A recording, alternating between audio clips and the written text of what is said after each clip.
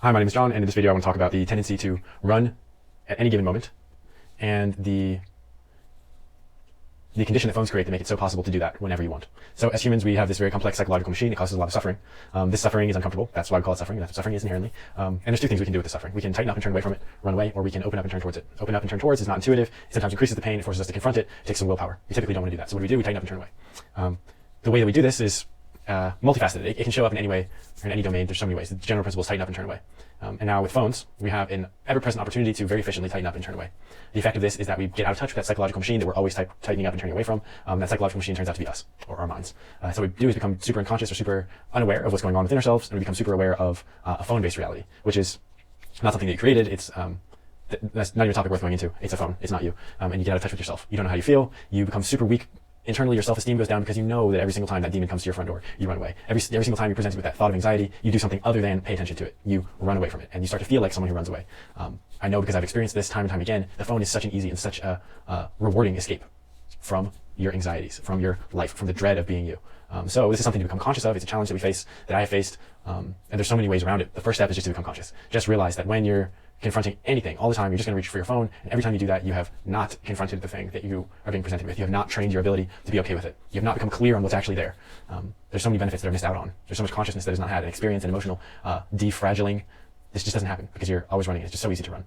I imagine back in the day, it was not so easy to run from immense suffering and all kinds of mundane suffering, and so they got more tough and more conscious more quickly.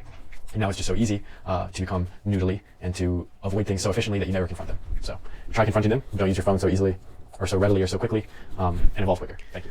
Hi, this is John, and in this video I'm going to talk a little bit about phones and our symbiotic relationship to them, or the way in which they are an extension of our mind. So this idea should be taken with a grain of salt, but should also be taken seriously, because I guess that's a principle that should be followed for any perspective.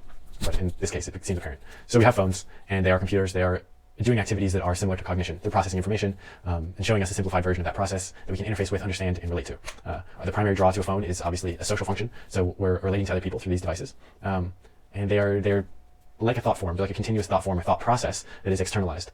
But just because it's externalized doesn't mean it's of a different nature than our mind. So our mind is like a phone, but it's in conceptual space. And a phone is like our mind, except it's in objective space. So it's just really kind of more mind content revolving around a topic that we're already thinking about all the time, which is other, social. This being said, the phone is non-native to our brain and has actually been created to be used more and more and more. So what you have here is a part of your mind that is fighting for expansion, which is actually the same as every other part of your mind. Every neuron fights for its own survival by trying to get you to think about or to activate it with your thought, basically. That's how it stays alive. So this impulse is present in our own thoughts, it's present in our phone world, and so to think of it that way can be kind of useful in putting it into perspective.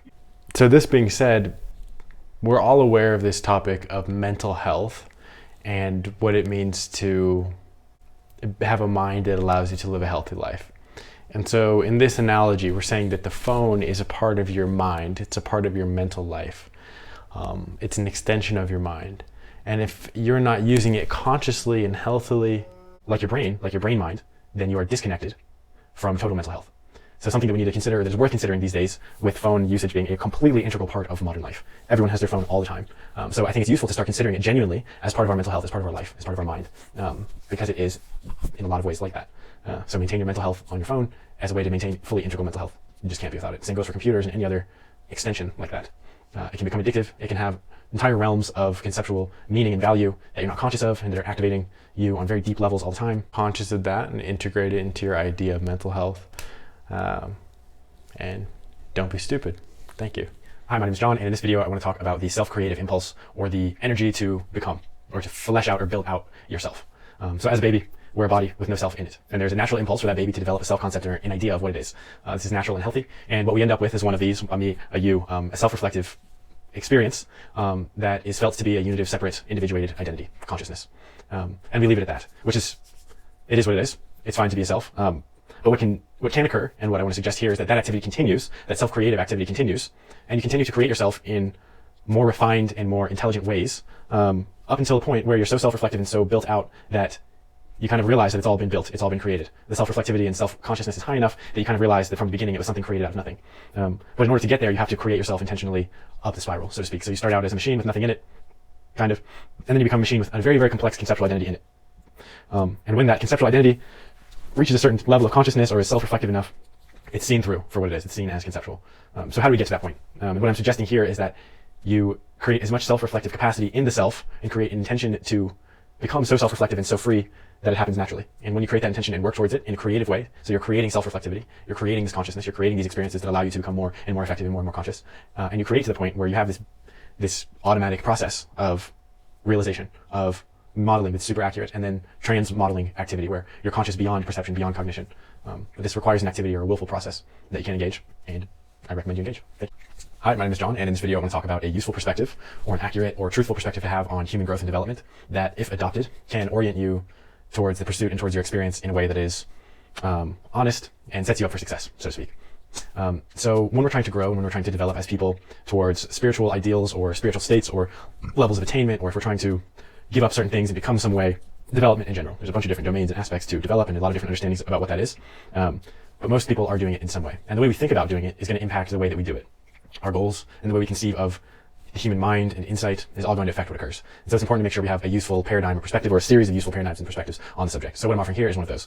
And it goes like this. When we typically conceive of growth and development, we think of there being big breakthroughs, big realizations or big insights that are watershed moments that transform us for the better, or something we have a big insight and we break through, let go of some big aspect that was causing us suffering, or catch on to some cosmic insight that brings us great bliss or joy or freedom or something like that. And what I want to advise here is to drop that notion, or understand it as partial. Very partial. So the truth is something more like this. To get from one stage to the next, or from one developmental level to the next, what occurs is 1,000 small insights at that level of consciousness. You have literally thousands of millions of insights or small tweaks in your energetic state, in your cognitive understanding or your model that orient you more and more accurately towards the truth and towards an effective pattern. So think of it that way. And think of it as the more you pay attention, the more your attention and your mind will be able to calibrate to the actual way of things, or to what is effective or feels best. So instead of looking for some aha moment or some conceptual breakthrough or some letting go or transcending event, look out for the fact that you're making thousands of distinctions, you're having little insights here and there that are the fertilizer for the soil of your development. They are the seeds being planted that eventually grow into the most actualized version of yourself. They are what create your paradigm and your model. They're what upgrade and transcend slowly by small tweaks this what is eventually going to be a big, powerful machine and mural of self that you will identify with. But imagine it as a million small insights instead of periodically having big breakthroughs. See yourself as flowing and shifting towards the goal like a million particles of sand, and then a domino flipping face over face. And by doing this, you'll start to see the small insights. You'll start to become conscious of how you are in this constant process of evolution and insight.